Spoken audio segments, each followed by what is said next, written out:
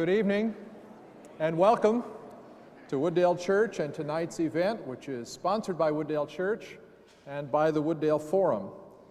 We also want to give a welcome to those who are listening via live simulcast with Twin Cities radio station 980 AM KKMS. We welcome you, as well as those who are listening across the country via a live internet link, which is provided by the Wooddale website and 980 AM KKMS.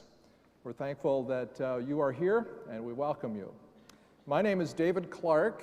I teach theology at Bethel Seminary here in the Twin Cities, and it's my privilege to be the moderator this evening, to ask questions and to probe and to be a part of the discussion.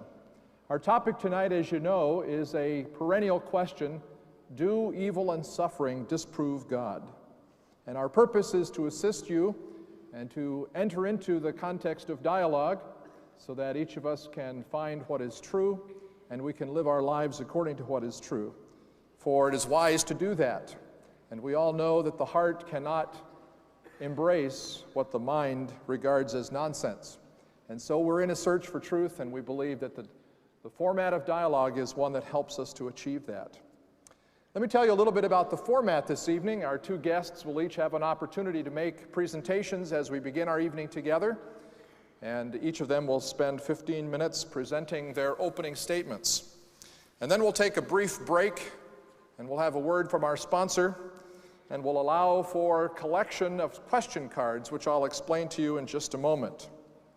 After that, we'll each give the opportunity to respond, and both of our guests will give a response to the opening statement of the other, and then we will also do some discussion among the three of us here on the stage. And then it will be your turn, and you will have an opportunity to ask questions via the cards, and then I will pose these questions to our two guests and see what they have to say. And finally, we'll have a couple of closing statements, and then we'll be concluded. Now, I've mentioned these comment cards, and you should have received these as you came in. There are two halves, as you see, and it's neatly perforated down the middle. On the right-hand side, you see some open spaces where you can ask questions. You can ask a question of either one or both of our two guests for this evening.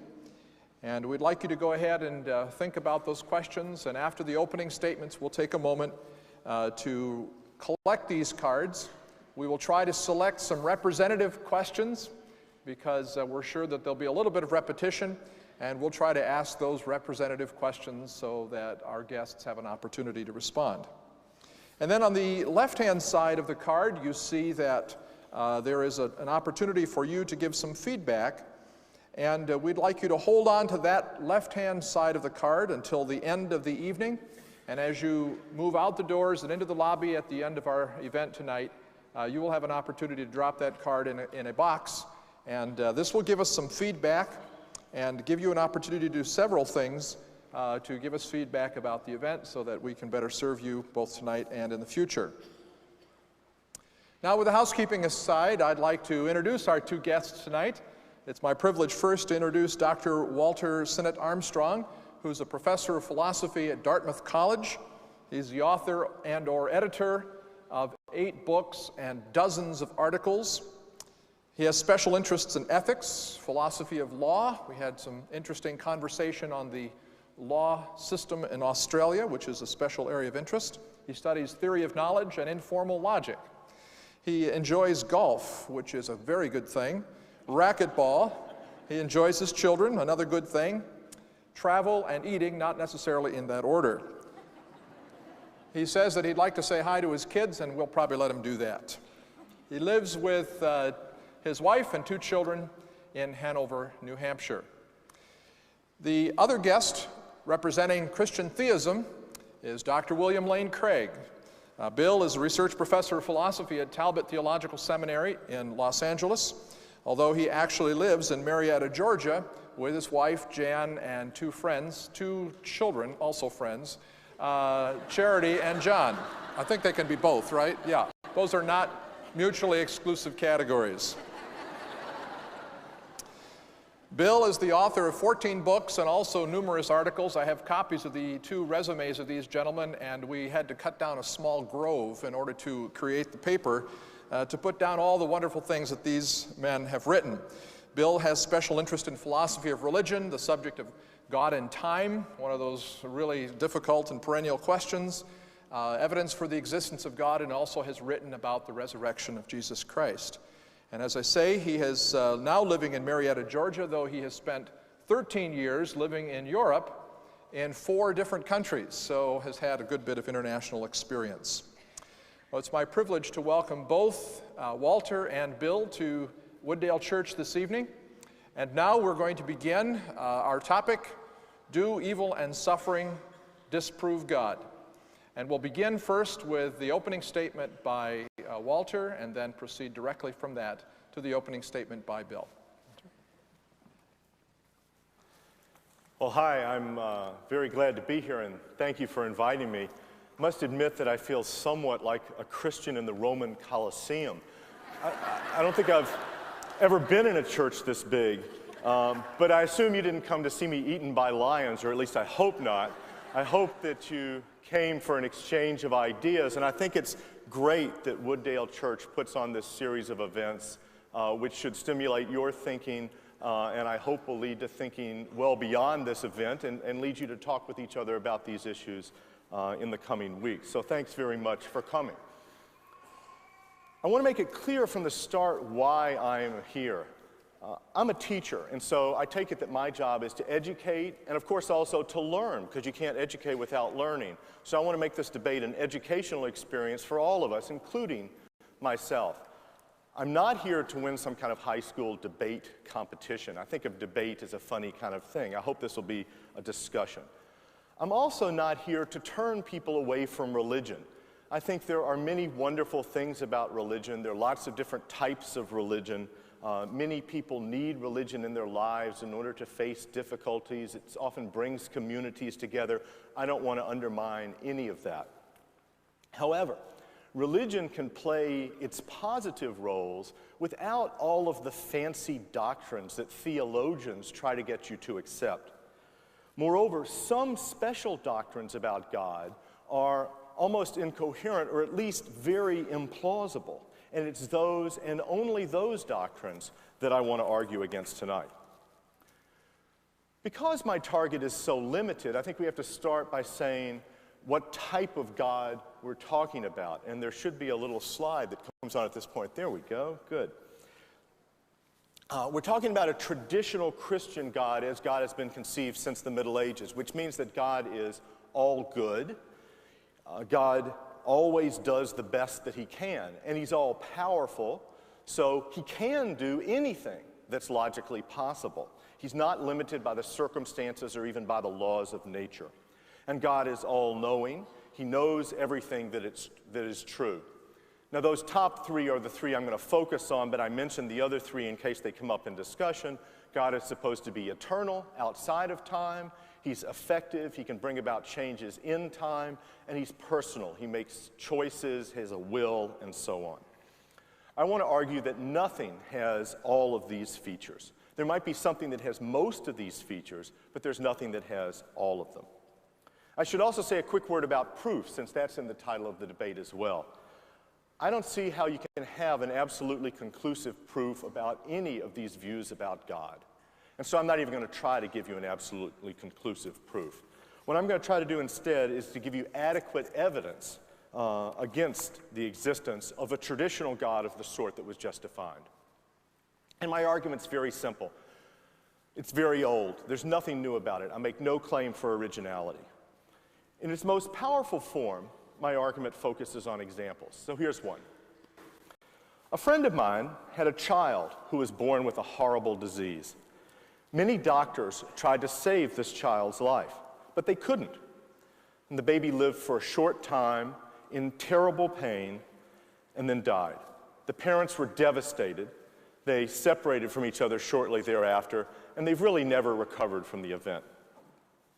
Now, suppose that a doctor could have cured that child and enabled it to live a normal, happy life with a simple operation that would not have cost much or harmed anybody or deprived other patients of needed care.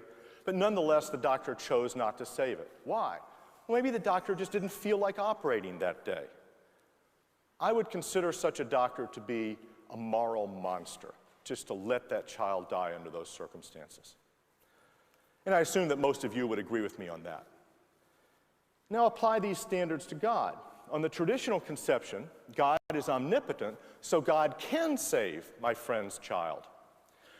Moreover, God could have cured the child with no harm to other people. God could have reached in, changed the genetic structure so that this horrible genetic disease did not occur, and the child would not have gone through all that pain and death. Did God have an adequate reason to let this baby suffer and die? Well, I don't see why he did.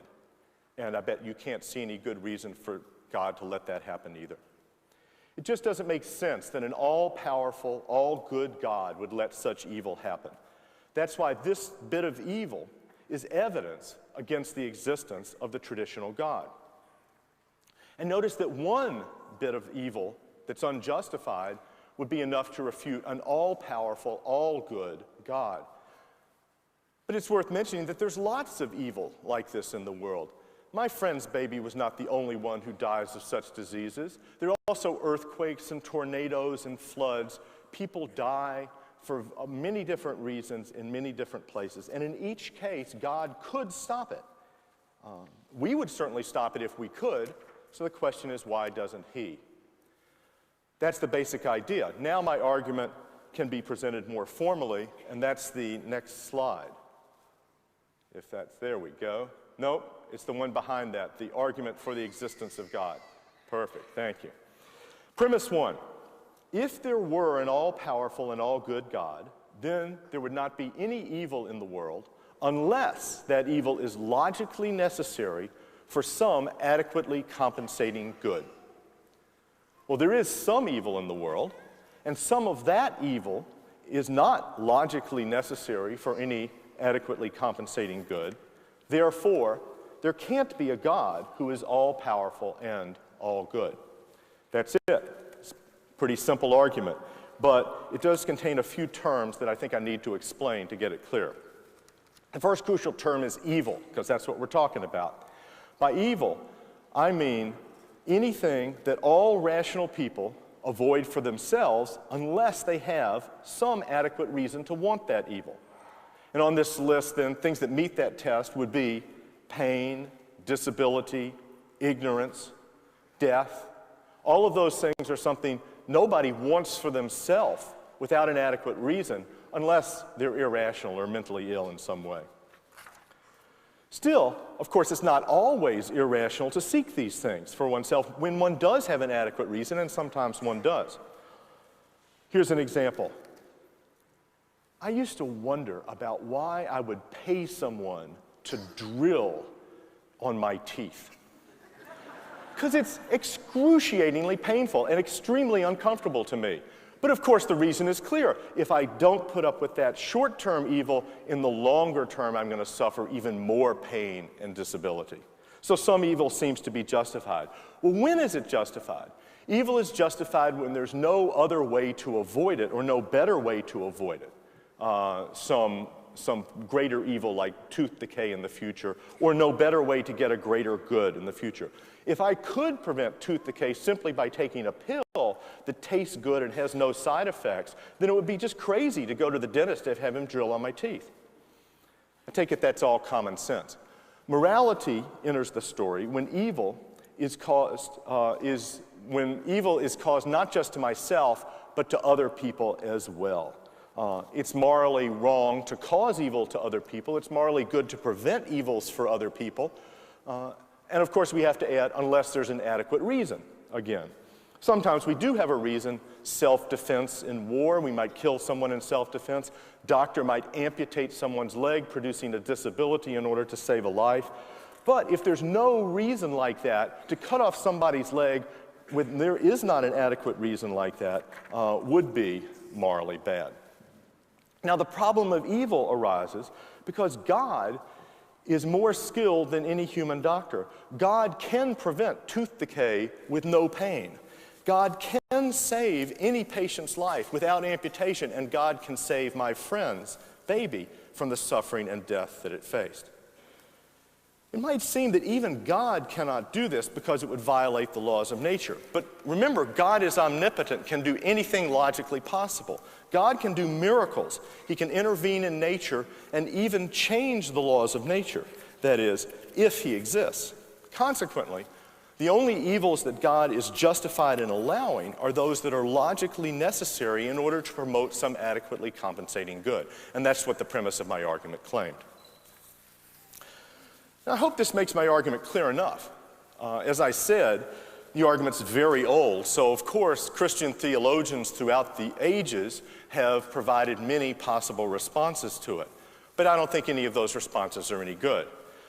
I can't go through every possible response at this point, or ever for that matter, but I will mention a few, and others might come up in discussion, so this will be a chance for you to raise responses that impress you. One traditional response is that evil is imposed by God as a punishment for sin. The first problem with that response is that it doesn't seem that evil is distributed in accordance with sin. There's no reason to believe that someone who's struck by lightning has sinned more than someone who's not struck by lightning. Moreover, even babies suffer, but babies have not sinned yet, so there's nothing to punish them for. That's why in my example I use babies. Now, some theologians respond that babies are punished for original sin. But if you think about it, that's just grossly unfair. Long ago, governments did punish whole families for the sins of one member of that family. But today we view that as barbaric. So original sin can't be a good reason for God to allow babies to suffer and die. Another common response is that the child who suffers in this life is repaid in heaven. But just think about it for a minute. Which is better? For the child to suffer in this life and then go to heaven? Well, that's better than suffering in this life and not going to heaven. But is it better than another option, number two, going straight to heaven and not having to go through all that suffering? God could send the child straight to heaven without going through all that. If it were my child, that's what I'd want to do. And I assume that you would think the same. So why doesn't God pick number two, straight to heaven, instead of number one, go through all that suffering and then go to heaven? It's hard to see any reason. Probably the most popular response to the problem of evil is that free will is so valuable that God let us have it, even though he knew that we would sometimes, at least, misuse it and cause evil. And sure enough, a lot of evil in the world is caused by human actions. The point's often supported by an analogy to parents. You wouldn't want a robot for a child, would you? Well, I wouldn't want a robot for a child, although I must admit there are days when I wish my children would be more obedient, and that's for Miranda and Nick. Anyway, I'll grant for now that free will is very valuable. Still, there's much evil that cannot be justified in this way, and that's because it's natural evil. That means evil that is not brought about as a result of human actions, but rather through natural processes. This includes diseases, it includes earthquakes, lightning, and so on, and all of the anguish and pain and death caused by those natural disasters is something that cannot be explained by the need to have free will because they don't occur because of free will. That's why I use natural evil in my examples, and that means that free will cannot provide God with a good reason to let people suffer and die as much as they do. Well, another response refers to a different compensating good. Evil builds characters. The child suffers and dies, but the parents become more courageous and observers become more compassionate. Again, just think about it. God's omnipotent. God can make these people compassionate by showing them movies or making them dream about evil and learn things in other ways. You don't have to have people actually going through it. Also, it's unfair to make this child suffer so that somebody else will learn something. We would certainly not praise a parent who let their child die in a horrible way just to teach that child's siblings some kind of lesson. But if that's because it wouldn't be fair to the child who suffered, and that means God's not fair if he's doing the same thing.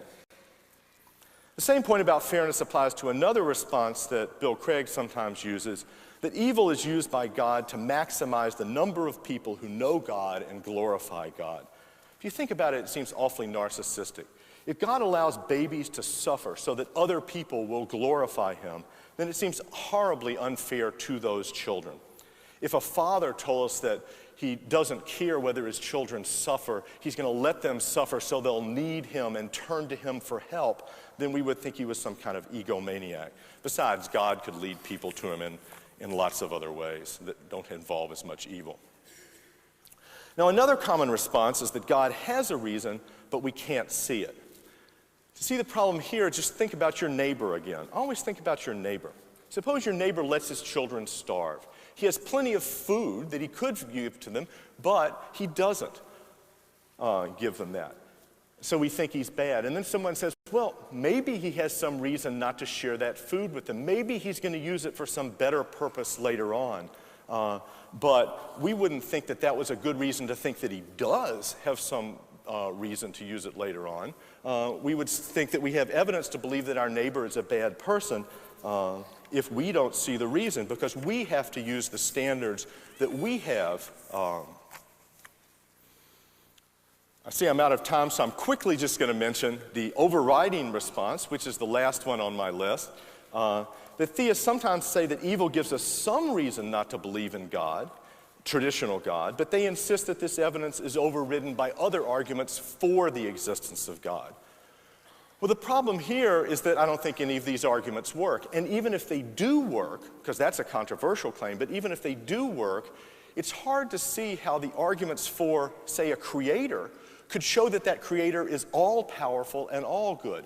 Very powerful and very good, maybe, but not all-powerful and all good. So those arguments for a creator of some sort can't undermine my argument about evil. So in conclusion, it seems to me that theists have a choice. They can say that God's not all-powerful, or they can say that God is not all good. What they can't do is face the evidence of evil in this world and still believe in the traditional Christian God who's both all-powerful and all good. And that is the only God that we're arguing about today. So my arguments show that there's no God of the relevant kind. Thank you.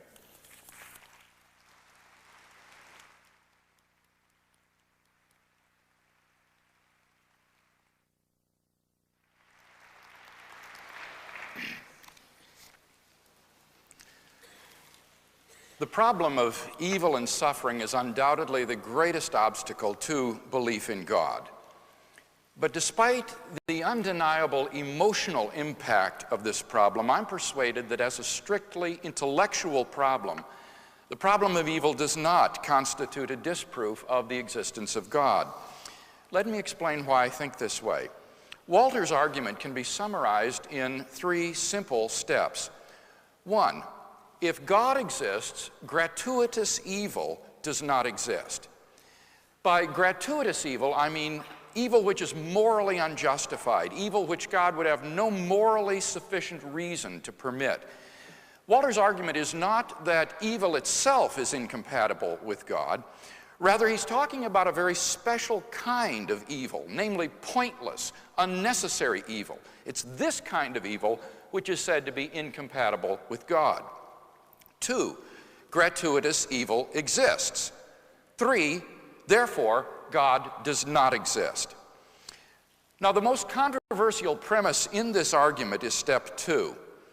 Everybody admits that there is apparently gratuitous evil. We're often unable to discern the reason why harm befalls us.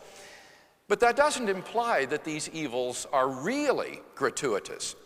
The atheist seems to think that if God has morally sufficient reasons for permitting the evils that occur, these reasons must be evident to us. But there's absolutely no grounds for that assumption.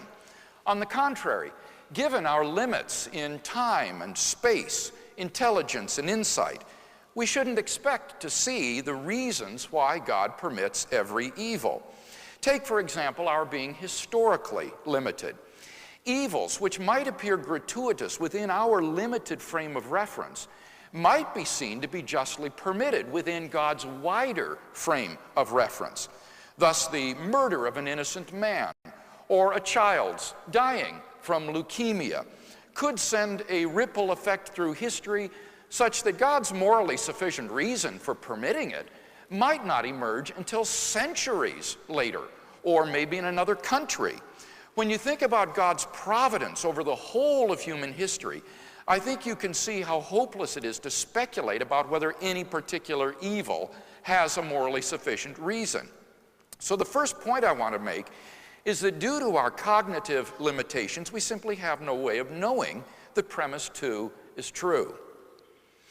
The second point I'd like to make is that if certain Christian doctrines are true, they increase the probability that evils would appear to be gratuitous, even though they're not. This makes it all the harder for Walter to justifiably infer from the appearance of gratuitous evil to the fact of gratuitous evil. What are some of these doctrines? Well, let me mention 3. 1, the purpose of life is not human happiness as such, but knowing God. One reason that the evil in the world seems so pointless is that we naturally assume that if God exists, then the goal of human life is happiness in this world. God's role is to provide a comfortable environment for his human pets. But in the Christian view, this is false. We are not God's pets. And the end of life is not happiness as such, but rather knowing God, which in the end will bring true and everlasting fulfillment. Many evils occur in life which are utterly gratuitous with respect to producing human happiness in this life. But they may not be gratuitous with respect to producing the knowledge of God. It may well be the case that only in a world involving natural and moral evils that the maximum number of persons would freely come to know God and his salvation. So to carry his point, Walter would have to show that it is feasible for God to create a world which has the same amount of the knowledge of God and his salvation as the actual world, but with less evil. And this is sheer speculation.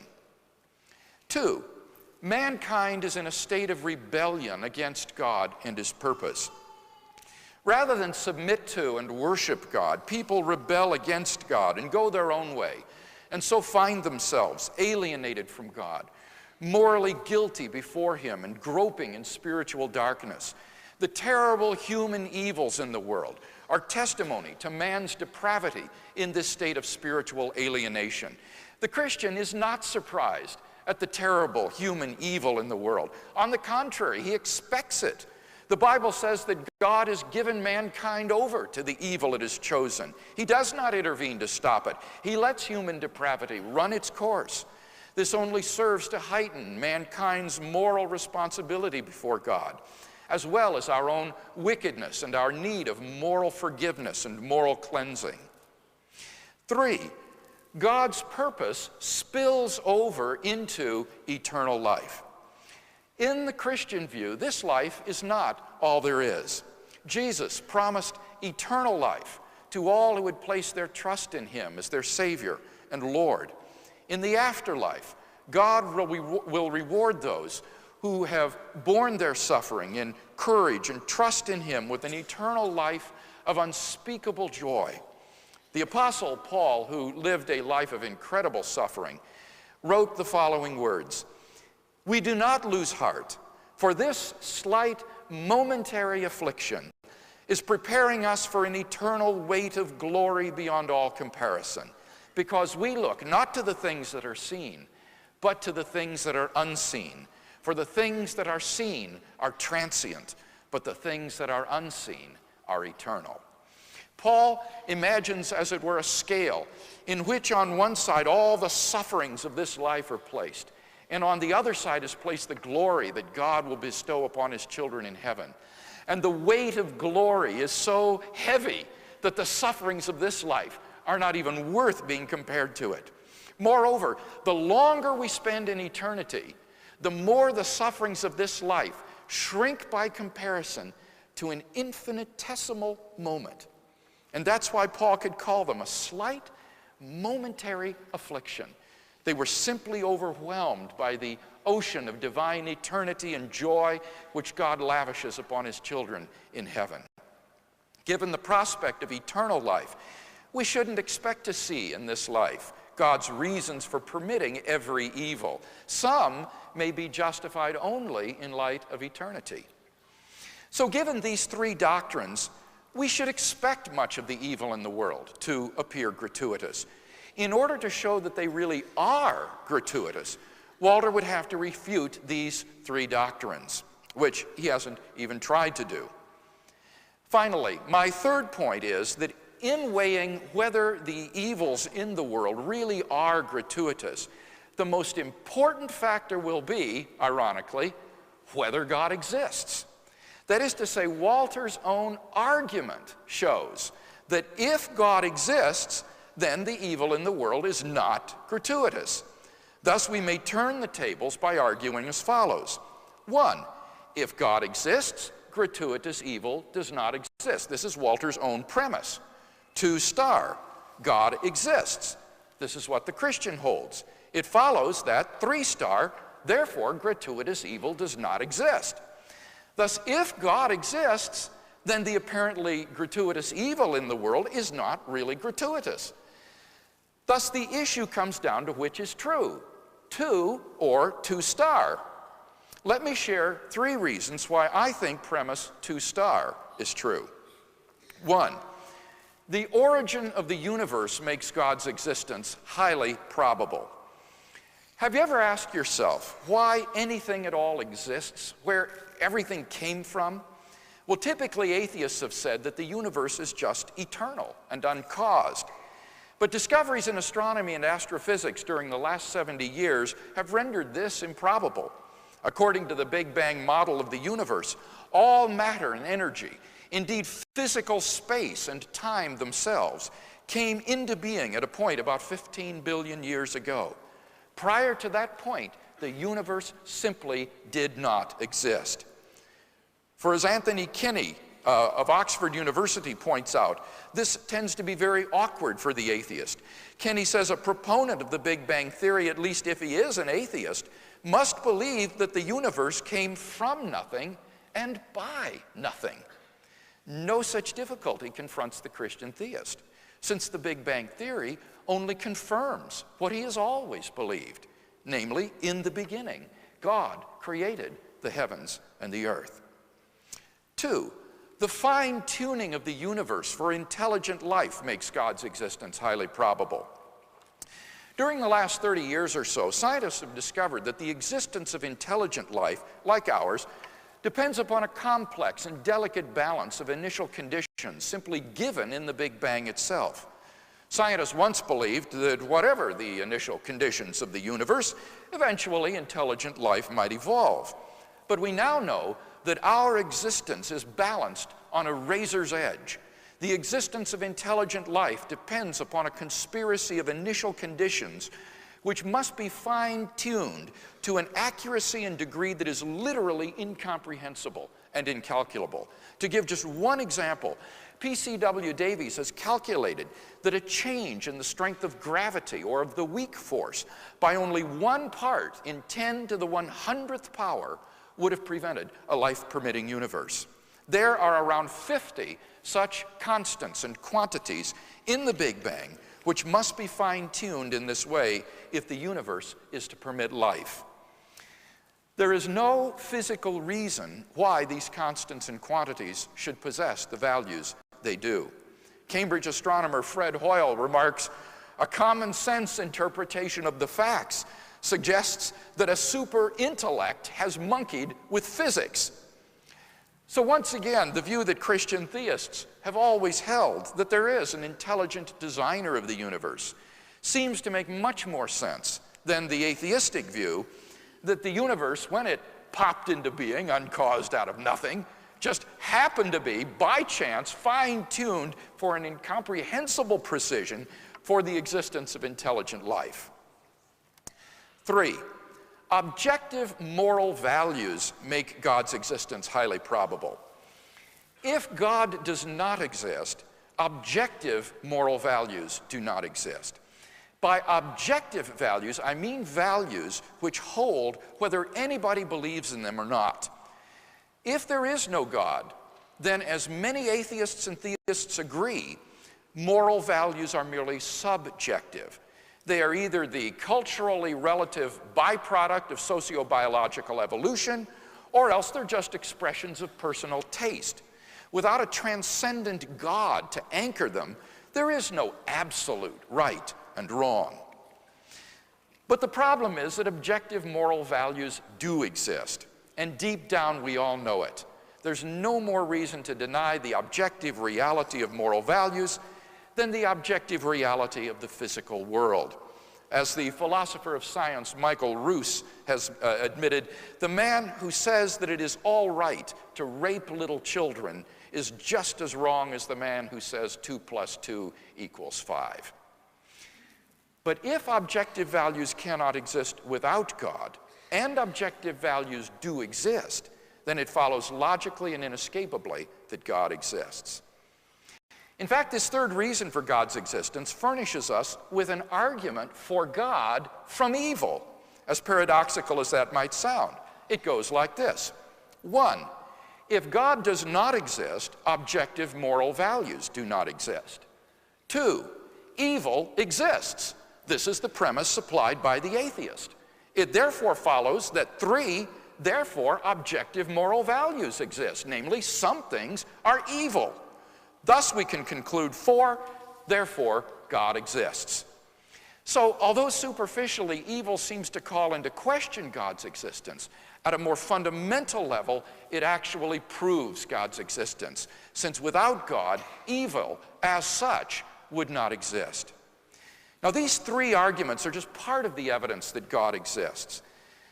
But if God exists, then, as I've explained, we have good reason for thinking that the evils in the world are not really gratuitous. Accordingly, Walter's argument fails. So in summary, we've seen 3 reasons which undercut Walter's claim that gratuitous evil exists. Number 1, we're not in a position to justifiably claim that if God has morally sufficient reasons for permitting evil, these reasons should be evident to us. 2, certain Christian doctrines increase the probability of the coexistence of God and apparently gratuitous evil. And 3, we have good reasons to think that God exists, which in turn implies that evil is not really gratuitous. Now all of this has been said in response to Walter's premise 2, but premise 1 is not obvious either, and some thinkers have denied it. Perhaps there has to be a certain amount of gratuitous evil in the world. If that's the case, then Walter's argument is doubly fallacious. In conclusion, then, as an intellectual problem, the problem of evil, I think, does not disprove God. Of course, the problem of how to deal emotionally with evil still remains, and perhaps we can talk about that more as the evening unfolds.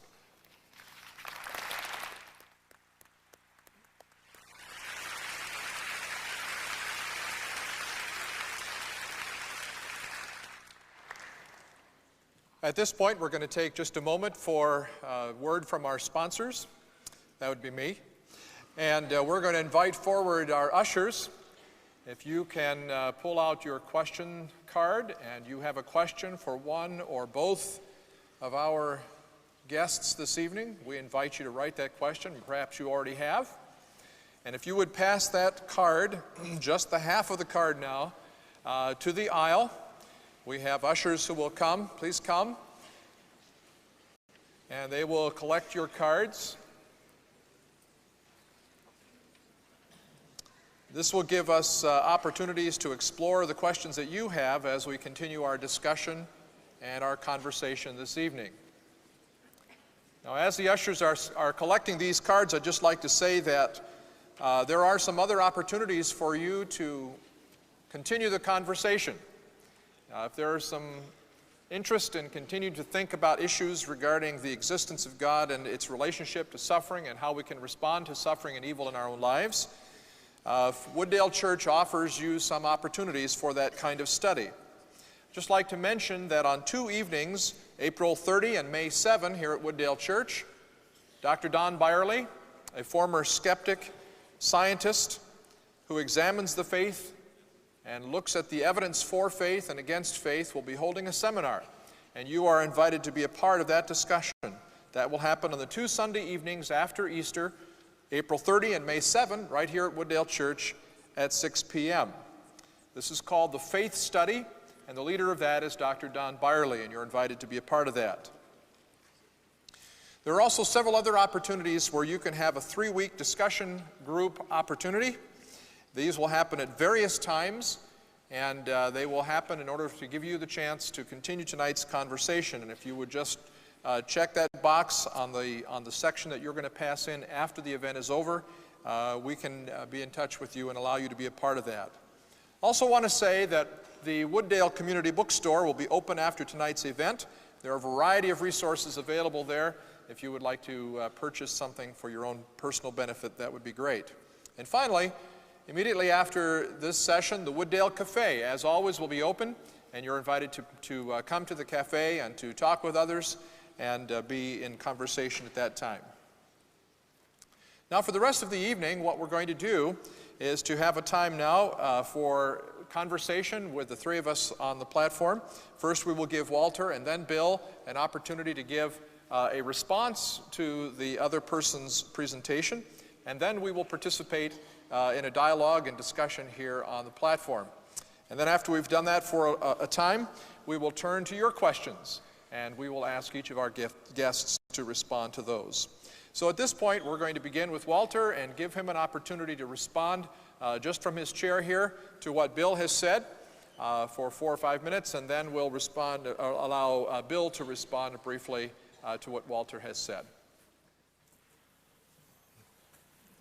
I was somewhat surprised to hear you say that I hadn't responded to those arguments, because it seemed to me that I responded to all of them in the course of my remarks, such as the fact that even if there is a God who is a creator, he doesn't have to be all-powerful and all good, and that's the kind of God we're talking about.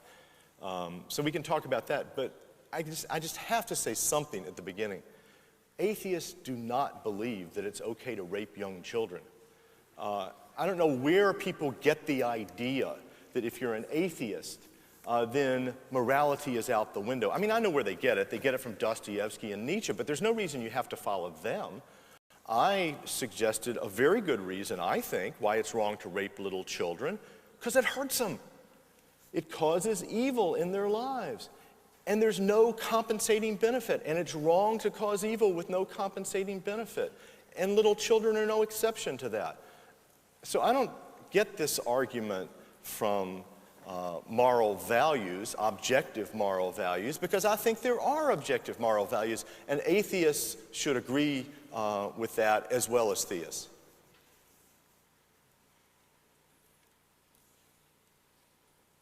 Bill? There were 2 points that I thought of in listening to your opening speech. And by the way, when I said you hadn't responded to those, that was specifically with regard to those 3 Christian doctrines. Certainly, many of the other points you did anticipate in your opening speech, which I hadn't obviously heard. I was only speaking of those 3 Christian doctrines. But Walter, and I want to make ask a question here, and this is quite sincere. This is not trying to score a debater's point or anything, but it seemed to me that many cases, the way you would refute solutions to the problem of evil would be to say, well, this solution doesn't solve that kind of evil, and this solution doesn't solve that kind of evil, and this solution doesn't solve this other kind of evil. But it seems to me very obvious that one thing the theist could say is that when you have a combination of solutions, they cover all the bases. That, for example, take the example of the God who allows some child to die because he knows that ultimately this will result in a greater knowledge of God, say on the part of those around him, or even the ripple effect through history. And you said this is unfair to the children who died and suffered. But it seems to me that what the theist could say there would be that the knowledge of God is a good for those who receive it, and then my point about the eternal compensation would apply to the infant. So there would be a different solution to the infant suffering.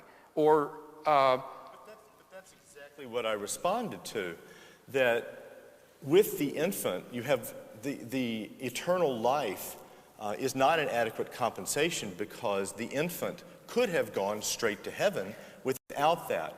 And if we need to know that there's suffering in the world in order to make us know God in our own vulnerability, we got plenty of it. We don't need this other child to die from this horrendous disease in order to convince us that there is suffering in the world and we are vulnerable. But you don't know that. I think that I don't know what. I know there's suffering in the world. You don't know that that evil was unnecessary for perhaps that relative or that friend or even somebody 50, 100 years from now to come to know God because of what happened. But my point was, I think you missed my point. See, you did exactly what I said, is that the justification, the morally sufficient reason for the infant dying might be that some person would come to know God. And the way you respond to that is, well, the infant himself could have gone to heaven without having to suffer. Right, but that's not the solution that I'm proposing for the infant's own suffering. For that one, that would be the other solution of the eternal compensation. You see, so that what you're doing is you're showing that no one solution covers all the bases. But it seems to me that the theist could have a combination of solutions, and together they would cover all the bases. But I meant to be showing that no solution, even any combination of solution, works in that case. Because it doesn't seem to me that it could possibly be fair to make this infant suffer horrendously so that someone 50 years from now will come to know God. God has other ways of making us know Him. God doesn't have to make little children suffer in intense pain in order for people to know that He exists. You think there are proofs for the existence of God already. Why can't we know that? Through the proofs. You don't have to have kids in pain. Well, some people do come to know God through proofs, but I think relatively few do. Whereas it's just a sociological fact, I think, that many, many people have come to faith through going through intense suffering. And in the case of the infant himself... But that doesn't show that that was the only way for them to come to faith. The fact that they did come to faith that way doesn't show that God couldn't have brought them to faith in some other way that involved less suffering. That's your burden of proof, though, to show, right? I don't know who has the burden of proof here. It seems to me that you can always say, well, it might lead to knowledge 50 years from now. There's some possibility it could send a ripple throughout history, but I see no reason to believe that that would happen. You can always defend a doctrine by saying might. But I see no reason in this case to think that someone 50 years from now will come to knowledge of God by this child's suffering. This has been an excellent interchange, and thank you for doing that. Let's focus a little bit on this idea of apparent suffering, or apparently pointless suffering. And that seems to be a point of contention here. Is it enough to say, I don't know that there is a point to this suffering? Is it adequate on the side of the theist to say, here's a possible answer? Are you required, does the theist required to show exactly what the purpose for a particular suffering is? And it's the question of burden of proof.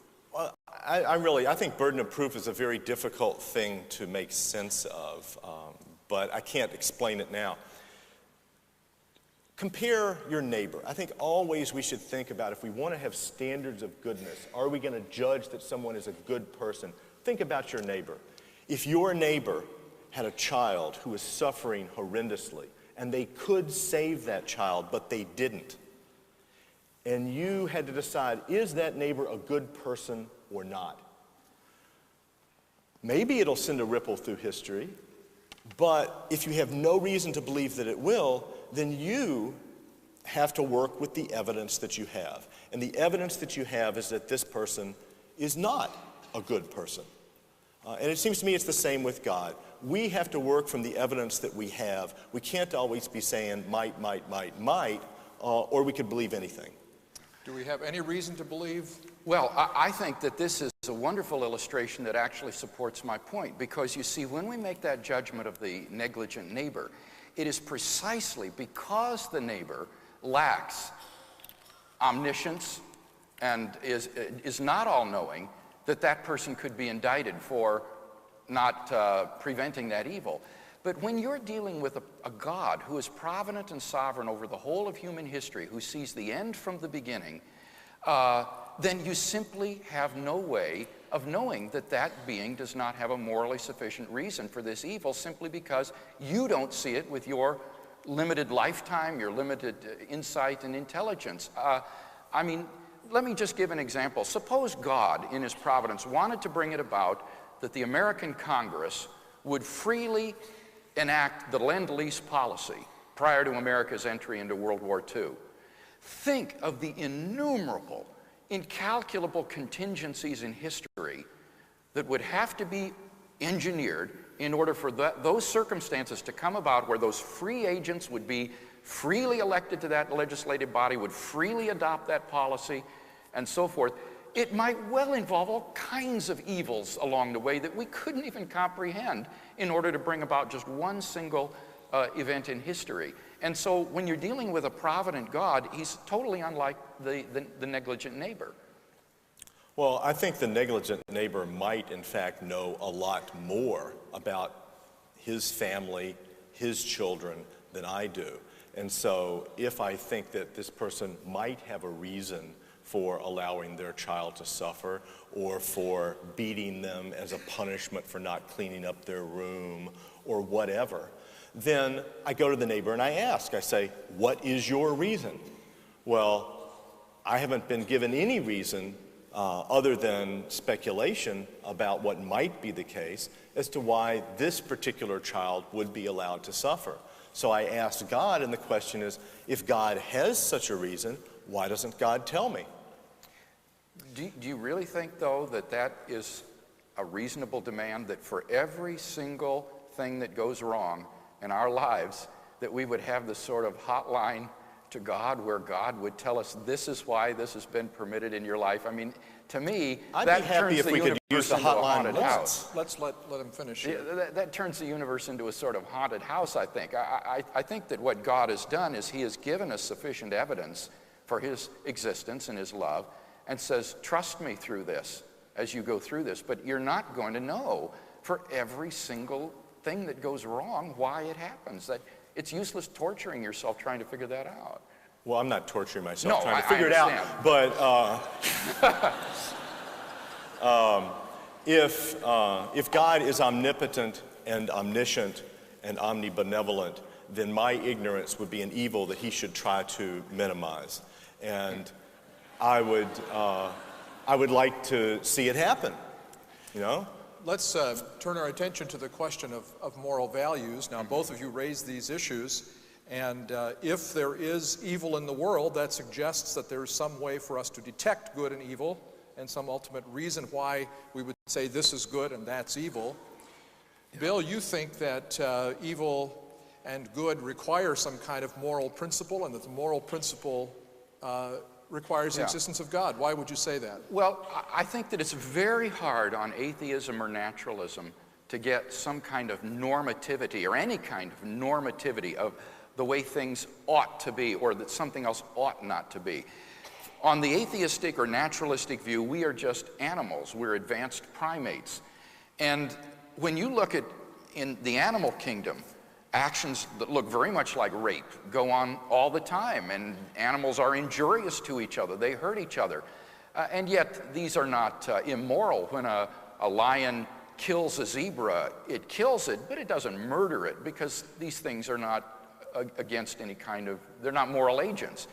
And similarly with rape that goes on in the animal kingdom. So it's very hard for me to understand why these strange moral properties suddenly accrue to Homo sapiens on an atheistic view, that these actions which are natural and normal in the animal world suddenly become forbidden for us in the absence of any moral lawgiver.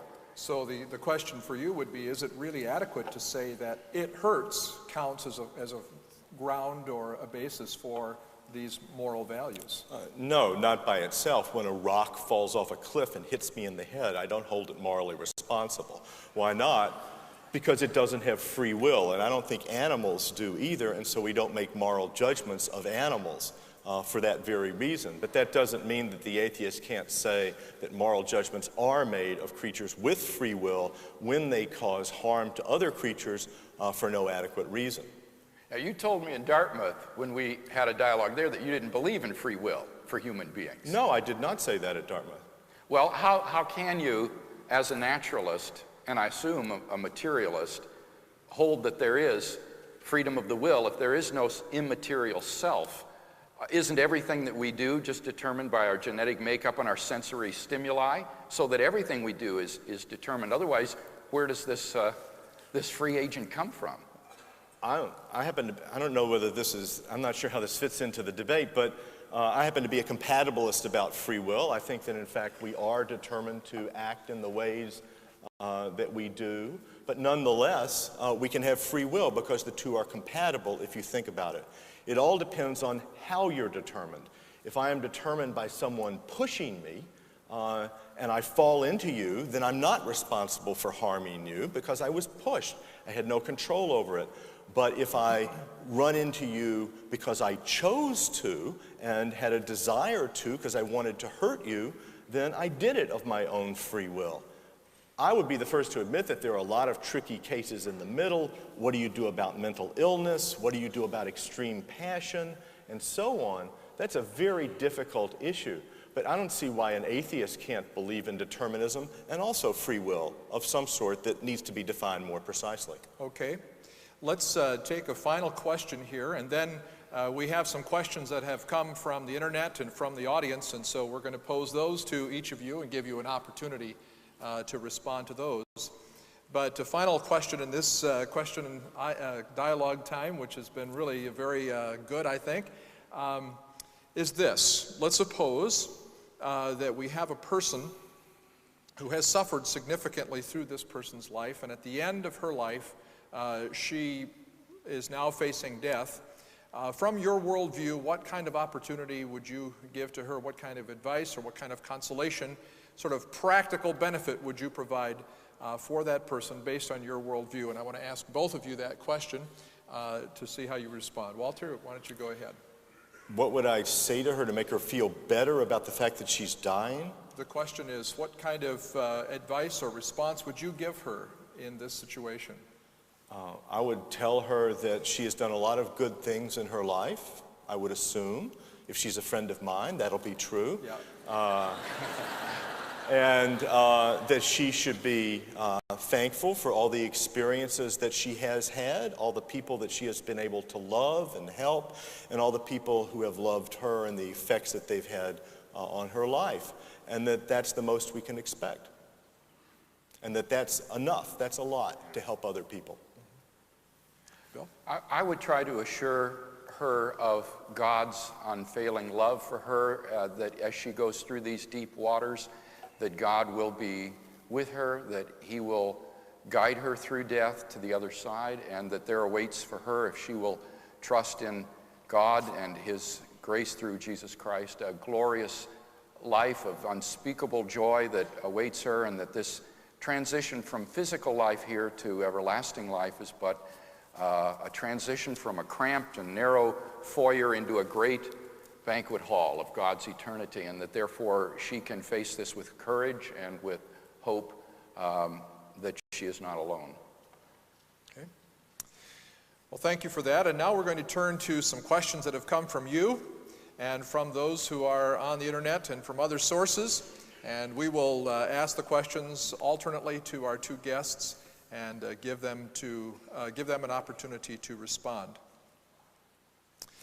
First of all, Bill, a question for you from a questioner on the internet posed it this way. So, where was God during the drought in Africa when thousands of people starved to death? How does a loving God allow that to happen? Well, it's very interesting that this is one of these cases where human moral evil gets inextricably intertwined with natural evils.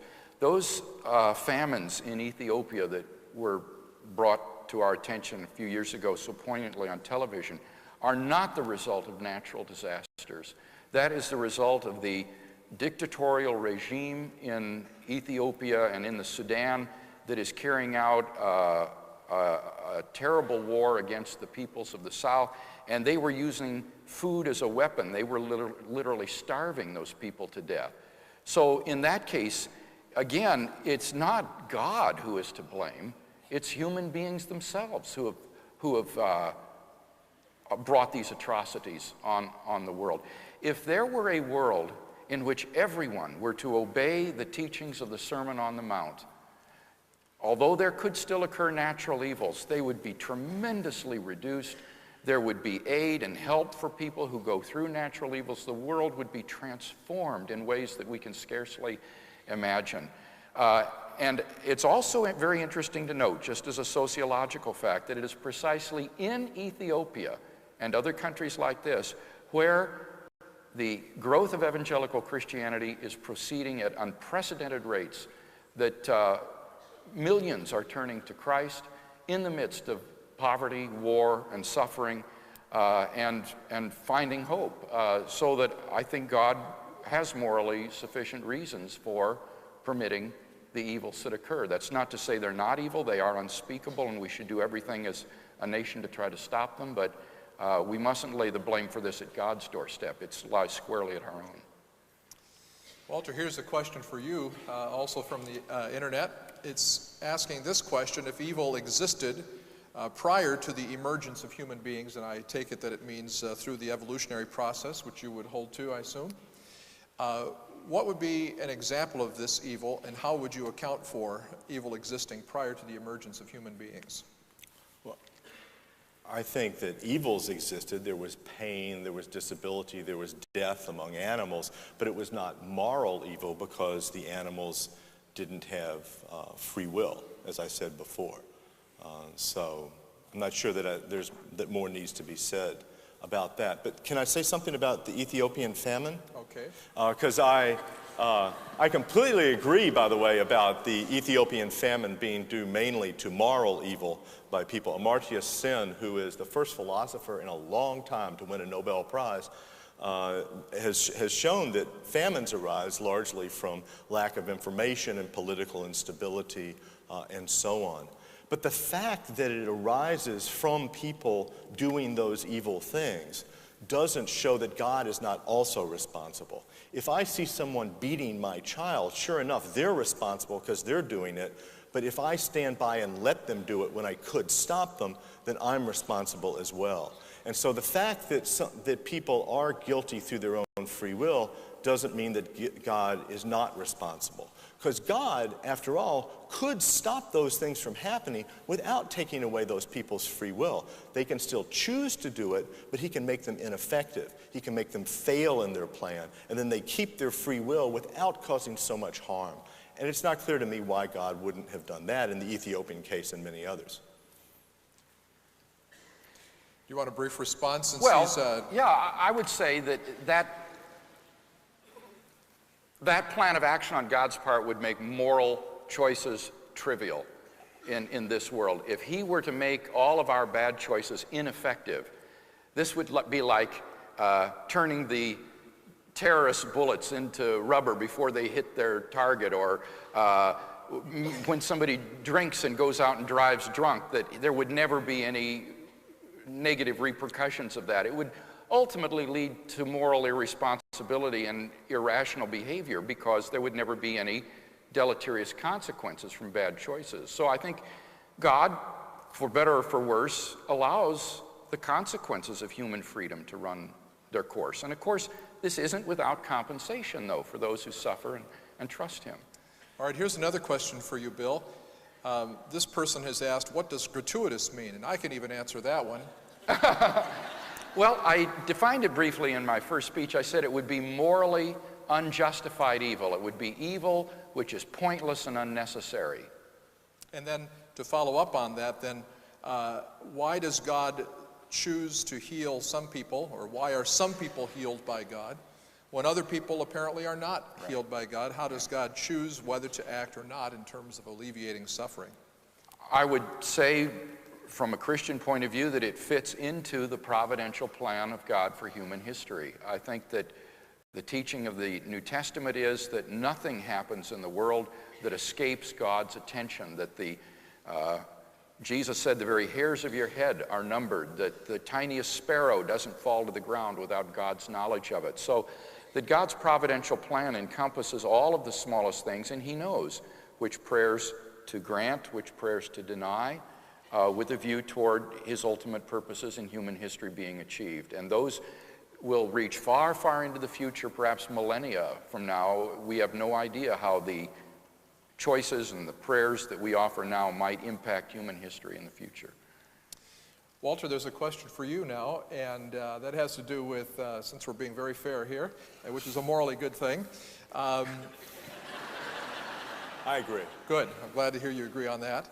On what basis would you respond to the evidence for Jesus Christ, that Jesus rose from the dead on Easter Sunday, and that might have some relevance to the issue of the problem of evil? Would you disregard the evidence for the resurrection of Jesus? How do you respond to that? Well, I don't think there is any good evidence for the resurrection of Jesus. There's some historical evidence that some people reported that the grave was empty after 3 days, but any psychologist will tell you that when witnesses start recovering things decades after the fact, when they're surrounded by peer pressure that points them in a certain direction and lots of cues, that's exactly when eyewitness testimony is not reliable. So we would certainly never accept that kind of evidence in a court of law. But even if the grave were empty, that doesn't show that Jesus Christ ascended into heaven. That's like saying that if I have a pint of my favorite type of ice cream, which, by the way, happens to be coconut almond fudge chip by Ben & Jerry's, in the freezer, and I'm dying to eat it when I get home, and I come home and it's not there, and my daughter Miranda says, I didn't take it, and my son Nick says, I didn't take it, and my wife Liz says, I didn't take it, that I conclude that ice cream ascended into heaven and is sitting at the right hand of Ben & Jerry.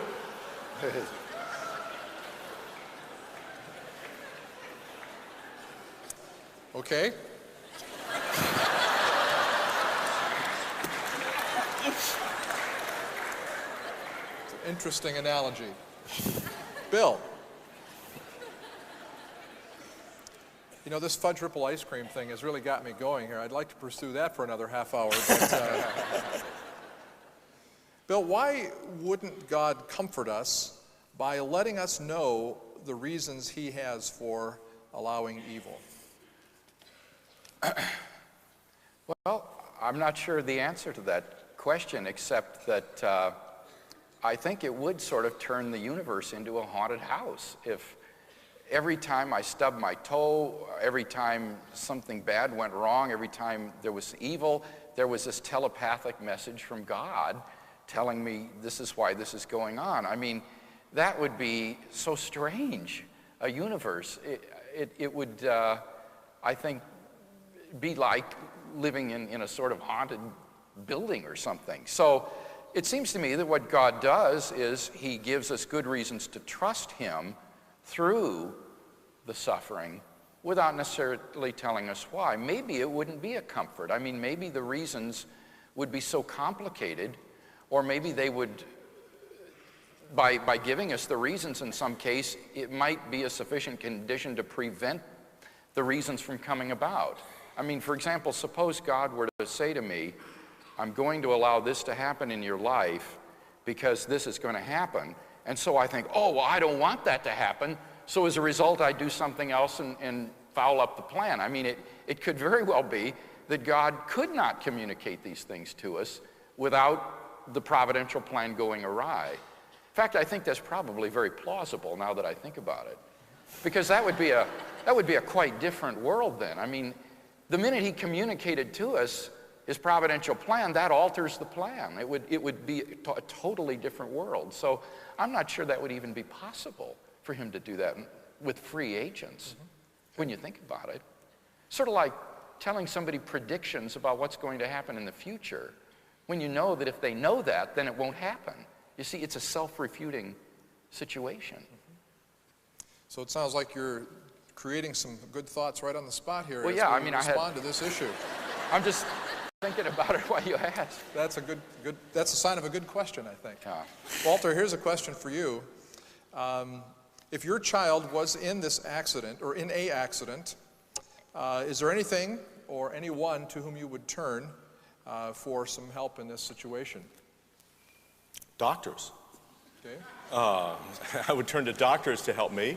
I would turn to friends to help me with my own psychological situation. I would turn to my daughter if she was still conscious and able to. I'm not sure which accident you're talking about, but if she's still conscious, I would talk to her. It seems to me that instead of depending on God, we ought to depend on each other. Instead of expecting God to help us, we ought to be helping each other. And I think we should be talking to each other more to help each other through these bad times rather than necessarily depending on someone else. Okay. We've talked a little bit about the difference between evil that's caused by human freedom and evil that is natural evil. You mentioned, and I think we know that things like famines are often attributable to human behavior. But what about truly natural evils? Yeah. How do you respond to those kinds of things, Bill? Well, I think that the points that I made all applied to natural as well as moral evil. We're not first in a position to judge whether or not any natural evil is truly gratuitous, whether or not this hurricane or tornado might not have historical reproductions that we cannot anticipate. A good analogy here would be from chaos theory. Chaos theorists have shown that certain macroscopic systems are highly unstable to the tiniest perturbations, so that even the flutter of a butterfly's wings in a West African jungle can set in motion forces that will cause a hurricane over the Atlantic Ocean. Yet nobody looking at that little butterfly, even in principle, could predict such an outcome. And it's the same for natural evils as well. My second point about the Christian doctrines, I think, would also apply. The purpose of life is not happiness as such, but the knowledge of God, and often we can come to know God, or others come to know God through natural evil. And then the good reasons that God exists would outweigh any improbability that natural evil might be thought to throw upon God. Even the free will defense is relevant here, because you see, it might be only in a world involving natural evils that the maximum number of people would freely come to place their faith in God and come to know Him, so that natural evils form a context in which free agents act and react. So freedom of the will is relevant even in the case of natural evil. Okay. Can I say something about the butterfly? The butterfly? Yeah. The butterfly effect, yes. I think that's true. If the butterfly might cause storms in the Atlantic, me waving my hand might cause storms in the Atlantic. That's what these theories say. That doesn't mean that I have any reason to believe I just caused a storm in the Atlantic. I have every reason to believe that that is not going to cause a storm in the Atlantic. It's a mere possibility that that might cause a storm in the Atlantic, with no reason to believe that it will. So what these people say about, what chaos theory says about butterflies, wings, and so on, it doesn't seem to me is an adequate response to the claim that the evidence overwhelmingly is against it.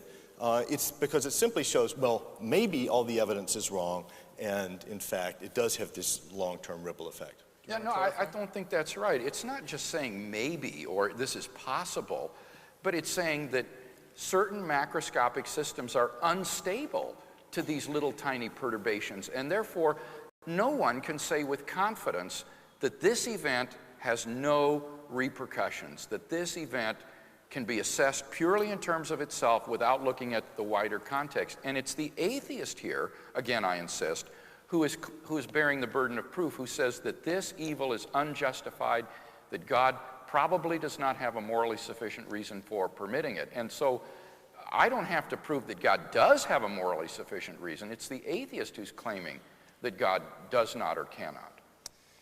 Well, we're going to ask a final question to both of you and give you a chance both to answer the same question, and then we'll go to our closing statements. Walter, what happens to a person when that person dies? Is there a soul, and what happens to the soul?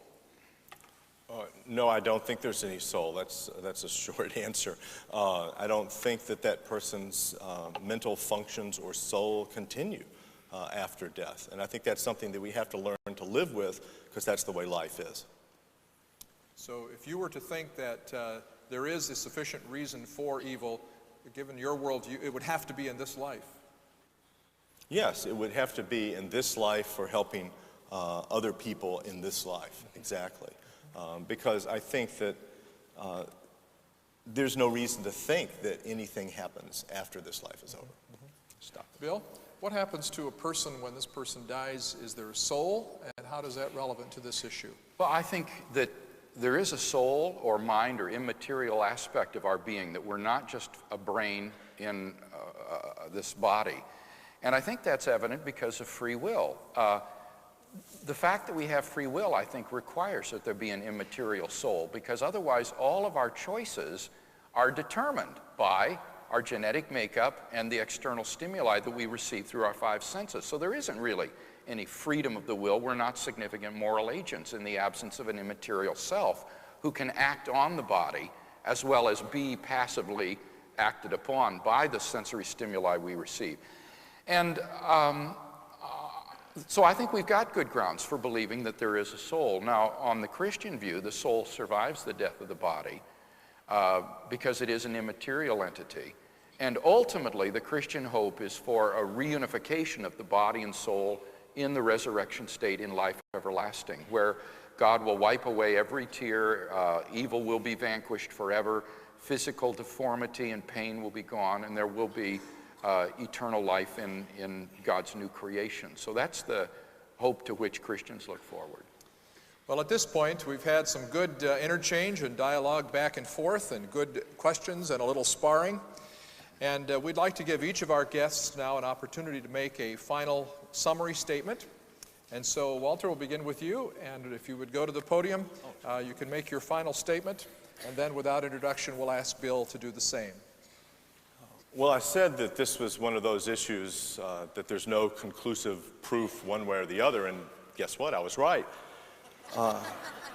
My argument was simple, that if God is all good and all powerful, then there wouldn't be unjustified evil in the world because he wouldn't let it happen.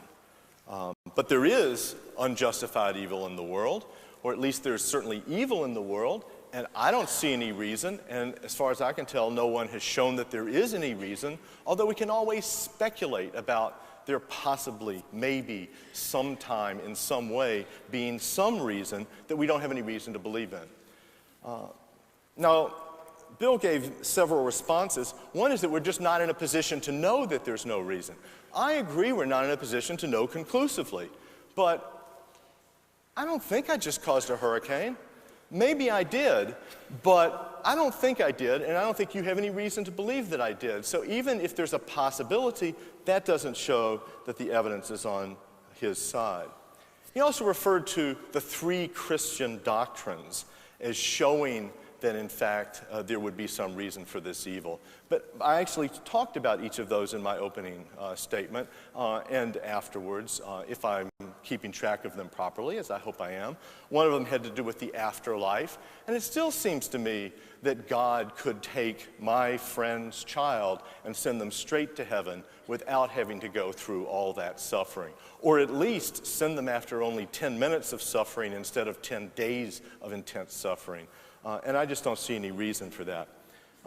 Finally, Bill's point was the proofs for the existence of God. Well, I haven't been able to go through those one by one, but I think the point that I made in my opening statement still holds, that even if there are proofs for some kind of creator, that doesn't show that the creator is all powerful and all good. And that's what you would need to undermine the argument from evil. So I think I've refuted each of those. I have to admit that maybe there's some reason, but I just don't see it, and I don't think we have any reason to believe that there is one. So in the end, I think the problem of evil is something that's insoluble, but I want to emphasize that that doesn't mean you have to give up all belief in God. It means you have to give up a belief in this particular doctrine about God, that God is all good and all powerful. You can still believe in lots of different types of gods. You can create a different theology that is more consonant with the facts of the world in which we live. And I don't want to undermine other types of beliefs other types of religious beliefs that might serve purposes in your own personal lives. It might be worth closing with just a statement about how Christian theology got into this mess. In my understanding, the New Testament doesn't say that God is all-powerful and all-good. That was a doctrine that came in later under Greek influence. And it's when you take the early Christian church doctrines and mix them with the Greek doctrines that you get a doctrine that doesn't make sense in light of the world that we live in. Now, there are a variety of responses to that. One of them would be to get rid of the Greek doctrines and go back to original Christianity as it was in the New Testament. It seems to me that would solve the problem of evil, but it would not be a defense of the type of God that I was arguing against, namely one that's all powerful and all good. So I think in terms of that traditional God, it seems to me that it still hasn't provided any response to the problem of evil, and so I have to conclude that it doesn't exist. Thank you.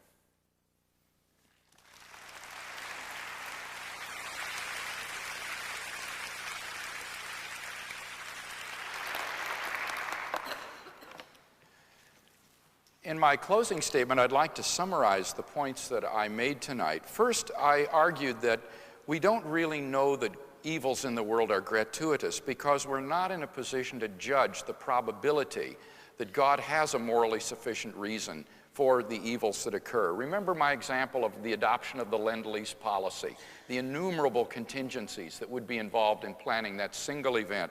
When you think of God's providence over the whole of human history, it is simply beyond our cognitive capacity to assess the probabilities that any evil we see would have some morally sufficient reason.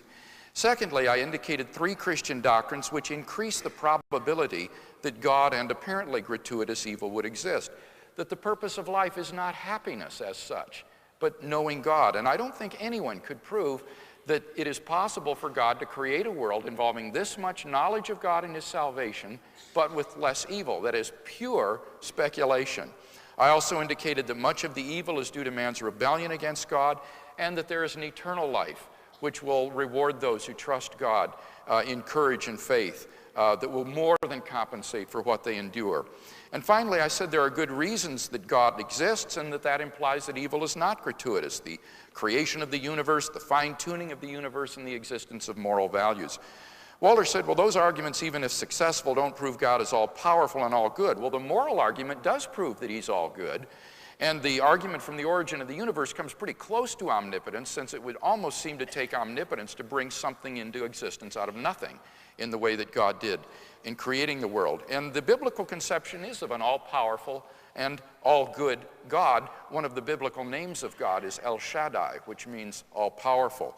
So I don't think we've seen any good reason to think that the evils in the world are gratuitous or that they outweigh the evidence for the existence of God. I want to close by sharing with you a letter that I received this past year from a fellow named John Medici, who is from Long Beach, California.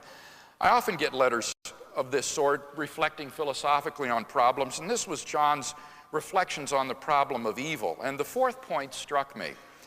He said, we must consider the possibility that we are exaggerating our perception of evil due to our status as temporal human beings. If there is no God, then many things would be very important to us. Naturally, we would consider the death of a good man or a good woman as an absolute tragedy because they had so much to contribute to this world. After all, this life would be all there is. But let's assume for a moment God's perspective. He might say something like this, if I might be so bold. Death? What about it? So, your baby daughter died before she was born. Guess what? She's with me. I didn't lose her in outer space. Eventually, you're going to die too. I know it hurts, and because I, the Lord, love you so much, I'll move the heaven and earth, if necessary, to bring you the healing you need so much. And if you stay with me, you and your daughter will be reunited. And after about 1 million years or so, you'll look at each other and scratch your heads, wondering what all the tears were about. But for now, see things from my perspective. And then he concluded his letter, well, Dr. Craig, that's my analysis for why God allows evil. Granted, I'm no theologian, scholar, or minister. I'm just a Christian with a logical mind that is satisfied with logical answers. Call me cruel, clinical, or even Mr. Spock, but I can talk, since the baby daughter lost in point 4 belonged to my wife and me. We lost her in November 1995. I'm no stranger to suffering. I'm also no stranger to logic, and I believe this is the root of the problem of evil. When evil strikes us, we get emotional, and we expect emotional answers, and philosophers are no different. Whether their name is Kant, Nietzsche, Comte, or Sartre, when they suffer, they don't want an equation that 2 + 2 = 4. They want to know why. When tragedy struck our home, the Lord suspended my pain long enough for me to see these points. My wife has understandably suffered more than I, but she understands these reasons as well. And with God's touch, she too is walking right alongside me. Maybe my argument won't make it into your next book, but someday it might help you or a friend in time of trouble. Sincerely, John Medici. P.S. We now have a little boy who turned 2 in January.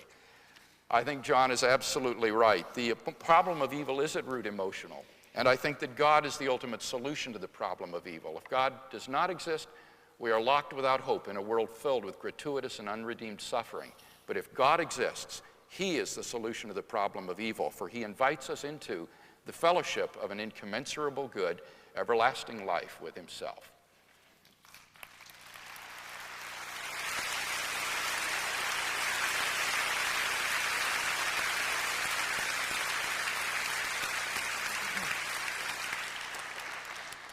I hope that you've enjoyed this interchange as much as I have. To see two sparkling minds talking back and forth and even thinking on the spot about some questions that you have offered has been a great opportunity. Obviously, we're interested in what's true because we want to live our lives according to what's true, and so seeking for truth is an important thing. We also want to emphasize that you have the opportunity to continue the dialogue and discussion by joining a group for conversation.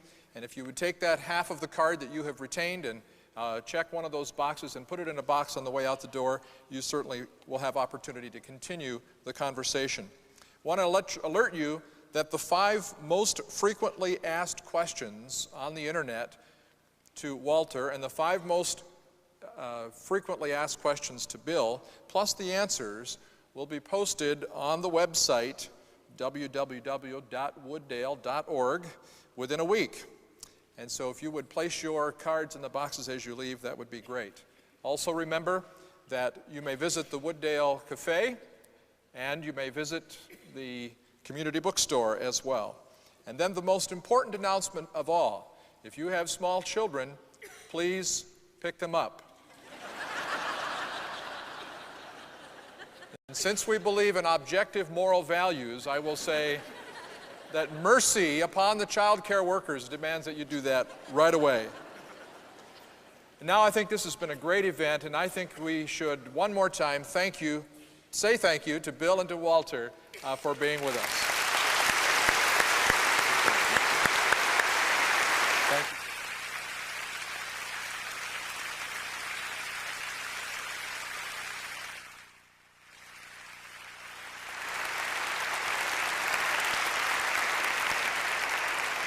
Thank you.